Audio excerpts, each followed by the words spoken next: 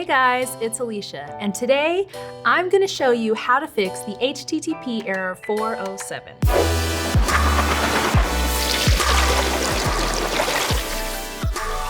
Errors are one of the most frustrating aspects of running a WordPress site.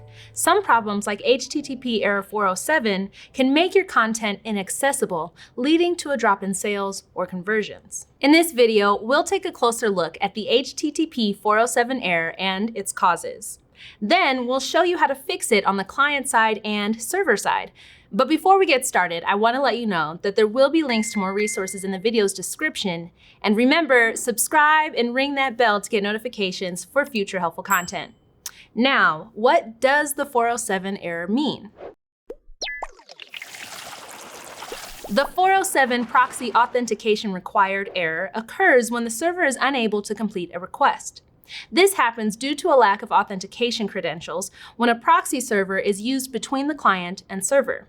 Essentially, the proxy is unable to authenticate the client. Since there are multiple parties involved, it can be tricky to identify the exact cause of the problem.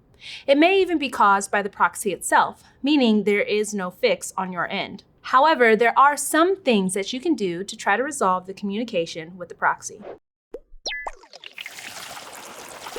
HTTP errors happen when a client requests to connect to a server and fails.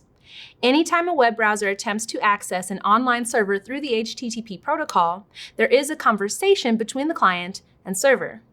HTTP codes are used to handle that conversation, sending success and failure messages back and forth. HTTP error 407 is similar to the error 401, which occurs due to unauthorized access. The only difference is that error 407 fails authentication with a proxy rather than a direct server connection. Client authentication is part of the process of establishing a secure connection. One component of this communication is the exchange of a digital certificate. This certificate may be tied to the digital ID of a person, company, program, or individual machine. Servers can approve or deny requests based on the data within a digital certificate and grant or withhold access to connect. In many cases, a simple connection delay, typo, or code contradiction can lead to a digital ID being misunderstood and rejected. Alternatively, you might not have access to the server. Since there are 3 different parties involved, you may need to try a few different solutions to resolve HTTP error 407. You may have access to the client and server, but the proxy is likely out of your control. And as always, it's a good idea to perform a backup before making changes to your site. Checking for client-side issues is probably the quickest and easiest place to start. To rule out any oddities, you can try to connect from a different browser or device. For instance, if you get a 407 error on your computer, but not your phone, there may be an issue with the device's digital ID or security program. If you've made changes to your site recently, you may want to undo them and test the connection again. Otherwise, if you have reason to believe it could be a client-side issue, you can try the following steps. First, you'll want to make sure that you're entering the correct URL. This may sound silly, but a minor typo can lead to the HTTP 407 error. Therefore, you'll want to double-check the URL, clear your cache, and try revisiting the website. Better yet, try using a search engine to pull up the page you're looking for rather than typing the URL in directly. If you're still receiving an authentication error, there is likely an issue on the back end. If you've recently made any changes that seem to coincide with the error, that is a good lead to pursue. If the error is happening on your own website, you might want to take a look at any recent plugins, themes, or extensions you've added or updated. If you're still able to access your dashboard, go to the plugins page and deactivate all your plugins. Then try to connect to the site again to see if the error persists. If not, you may have found the source of the problem. Now, reactivate your plugins one at a time and keep refreshing the page. If HTTP error 407 only occurs when a certain plugin is active, there may be some issue with the coding that is preventing you from accessing the proxy server. If you're unable to access the WordPress dashboard, you'll need to connect to your site via an FTP client like FileZilla. Once you enter your credentials and connect to your site, navigate to the folder titled public_HTML, then to WP-content and locate the plugins folder. Then, right-click on the folder and select Rename. By renaming this folder, you'll automatically deactivate all plugins on your site. Now, check to see if the error has disappeared. If it has, you can rename the folder back to plugins and log into your WordPress dashboard to reactivate your plugins one by one until you find the culprit. You might want to check to see if there is an update available for the glitchy plugin, as this may resolve the issue. If not, consider reaching out to the developer to see if they're aware of the problem and if they're working on a solution. If you can't find any issues on the client side that could be causing the problem, the last thing you could do before moving on is to run a restoration. If you can revert the site to a previous instance before the error cropped up, this will determine if the problem was caused by a recent change or an external source. If possible, run a backup before rolling back so you can return to the current version if the error persists. Otherwise, you may revert back and still encounter the problem, then have to redo your work to return your site to its previous state. If the error no longer occurs after restoring a backup, this may indicate that a recent modification to your site is causing the issue.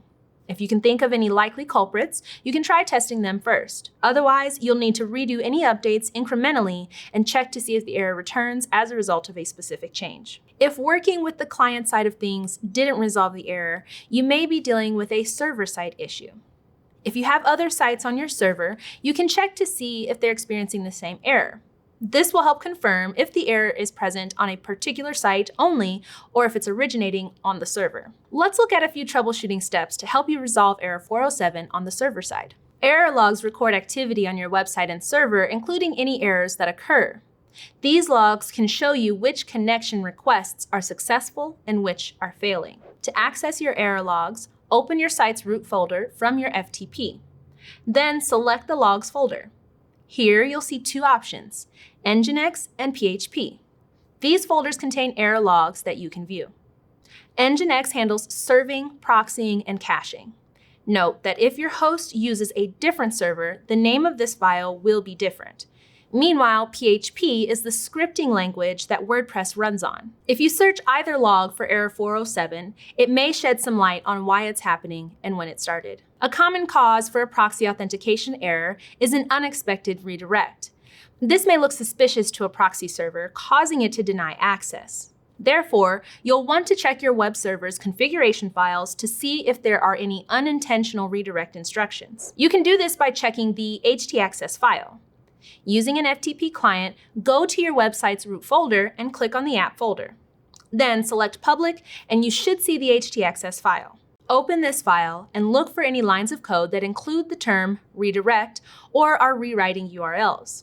If any of these look suspicious or unnecessary, consider removing them. You may want to make a copy of the file first.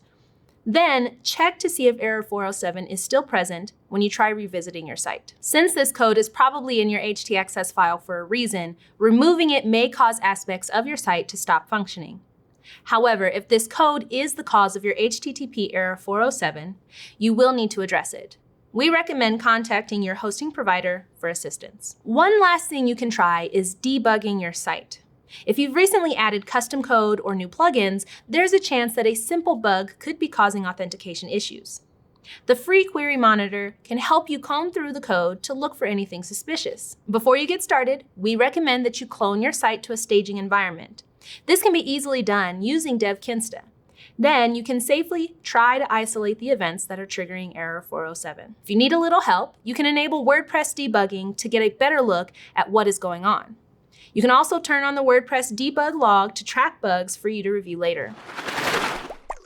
Kinsta's WordPress hosting can speed up your website by up to 200%, and you get 24/7 support from our expert WordPress engineers.